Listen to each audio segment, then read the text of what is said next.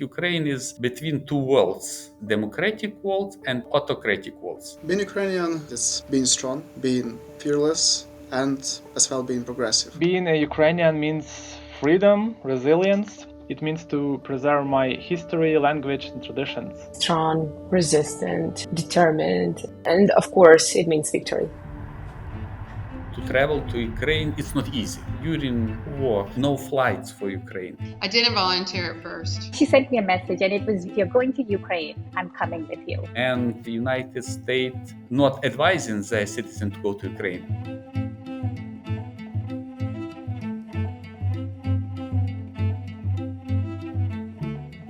To get from Austin to Poland, it took us 3 flights. So is that the end of the line up there?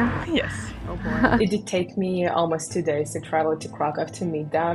I had a feeling that my presence would calm them a bit somehow, knowing that no matter what happened during the trip, they would have someone close by who could fix everything. We're in Krakow and tomorrow we're going to Lviv. I had to take 8 trains. I had to travel over 900 miles one way. I was really inspired by their bravery and readiness to travel to a country in a state of war. Once we got to the station in Lviv, we were taken on a very quick car ride to get into the heart of the city. And then a few minutes later, sirens started to go off. It was this startling but sad reminder that people have to live their ordinary lives in the middle of war.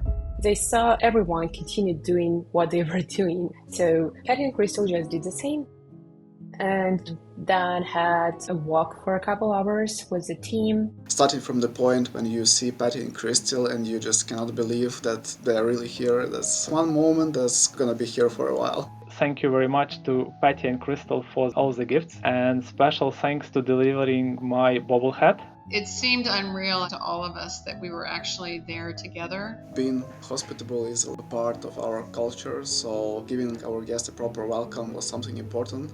Really impressed by Roman that he had put together this tour for us of the city that he clearly loves. The idea was to show Lviv is not only like history and culture, but also like life itself.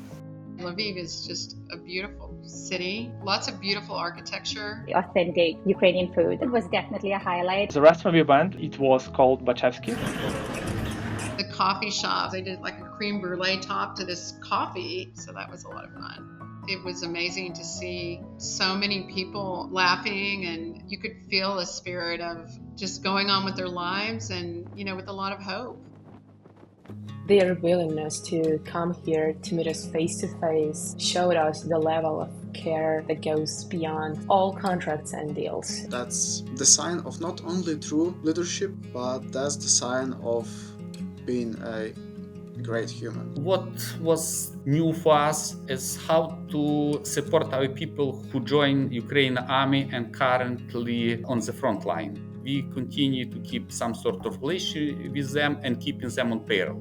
When I heard that Taras had been mobilized, it doesn't surprise me that Taras is choosing to do what he's doing right now. He is focused on doing the best he can wherever he goes. I can only look at people like that with awe. Slava Ukraini!